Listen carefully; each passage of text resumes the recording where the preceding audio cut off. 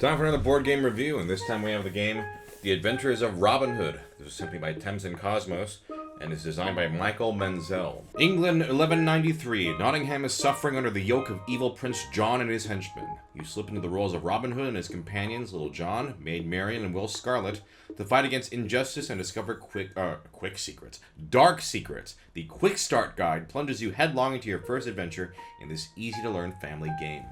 Let me show you how to play. Alright, so The Adventures of Robin Hood is a story-based campaign game.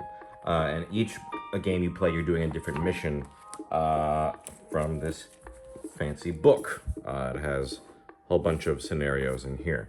Now, I'm not going to be showing you specific stuff from the stories because, you know, that has spoilers. But I'm showing you just basically a general movement of how this game works.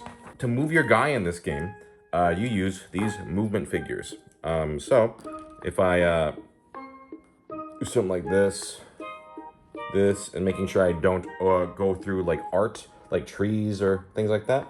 If I do that, and put my guy here, that is one move. Now, these light areas are called clearings. We'll get into those later. That's basically all you need to know about movement. Depending on how many players are playing, you put colored discs into this bag. And there are different ones for each player. So like if I draw a green disc, then Robin Hood gets a turn. There is one for each player. Red and violet discs do bad things depending on the mission. And then the white disc, all players get a turn. You can choose the order. And the gray disc, any one player can take a turn. Now if I want to on my turn, I can actually save my energy by not using my long figure. So if I just use my short figures, like this, and go on here, then I can put a white cube into the bag. White cubes are useful. You'll see why later, but that way I can start building up those cubes. Then, once I finish my movement, or I can decide to stay in where I am if I wanted, but regardless, I can then do an action.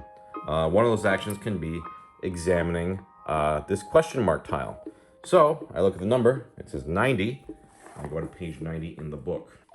So depending on what scenario you're doing, you'll go to a different page, you'll read the text out loud, and you'll make a decision. I can also defeat an opponent if I'm touching their tile. We'll get into that later. Or I can pass on an object if I'm touching another teammate's figure. And we can, you know, give items to each other. Tiles without question marks cannot be examined. So during setup for each mission, different one of these will have question marks. Some will, some won't. Now let's talk about defeating an opponent. So here's an opponent. Let's say he's currently face up. If I was on top of him, I could try to defeat him. To do that, I have to draw cubes from the bag one after another.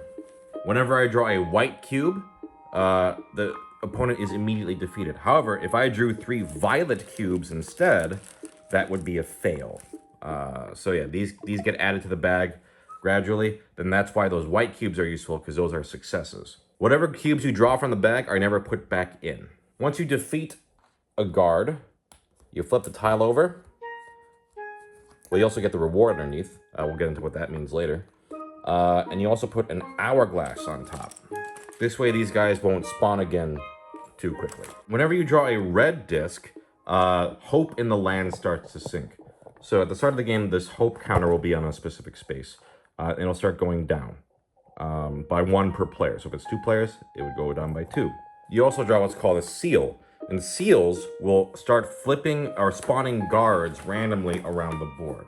So if this said 7, 8 for guards, then you would go find them using this map on the back and start flipping those tiles over.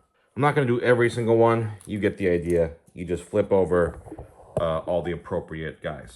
If a tile has an hourglass on it and it's supposed to be flipped, it doesn't get flipped because of the hourglass. So the turn so far is you move, you do an action, and then you check to see if a guard is in the same clearing as you. You're safe if you're in the shade, like this, but if you're in the clearing, and let's say we didn't defeat this guard would capture you, and you immediately are laid upon it, and you lose 2 hope. And so yeah, the hope will start to go down if you aren't careful. Then you do what's called time passes. If the hope ever goes down to 0, you start removing hourglasses from this book. Depending on the story you're playing, a certain number of hourglasses on here. And if you run out of them, then you lose. There's also the violet disc I mentioned before. These will start adding violet cubes to the bag, which will give you more failures. And also this guy, Sir Guy of Gisborne, will start moving towards the player closest to him. And you are not safe from the shade if this guy is coming after you. He just starts going towards the closest player towards him. And this guy's bad news because if he gets to you, then you lose one of your movement figures for the rest of the adventure. Which is pretty rough because then you'll be moving a lot slower. I'm not going through every single mechanic because a lot of it you sort of explore as you go. But the meat of this game, so that's just generally how movement works, combat with guards works, that sort of thing. But the meat of the game really is the storybook.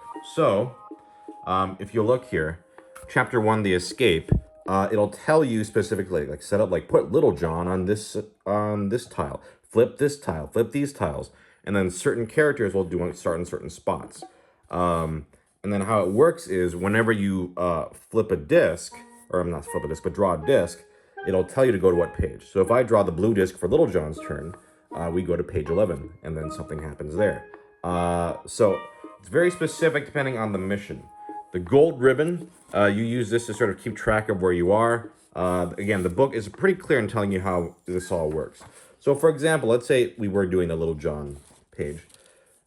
You go here, and again, it tells you all the specific instructions of what you need to do along with narration. So that is basically how the game works. Like, I can't show too much because again, it would spoil things, but you're going around using the movement figures, exploring tiles, unlocking new story bits, and trying to succeed in whatever the mission is telling you to do before time runs out because of the hope track. There are like special items and stuff, but again, I'm not going to spoil any of that. But that's generally how this works. And as you can see, all these tiles can flip over to different things. And that's pretty much the game. So this was, to be honest, a little disappointing. I think there's some interesting stuff here, but I really never found it particularly gripping.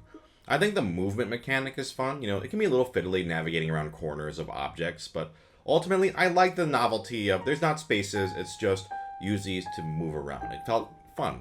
I also think the production value of the board and the flippable tiles, it's nice, although sometimes it can be a little tricky getting a tile out. The art's good, but I think overall, this experience is pretty bland.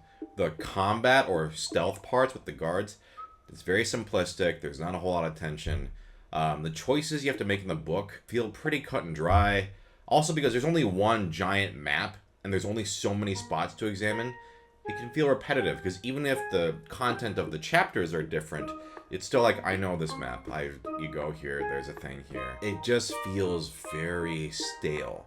Now, I think this would be a good story game if you had kids. Like, I think because it's so simple, it'd be a good experience for like a family game. But for me, I don't have kids, so I found it to be bland. Just kind of a bland experience.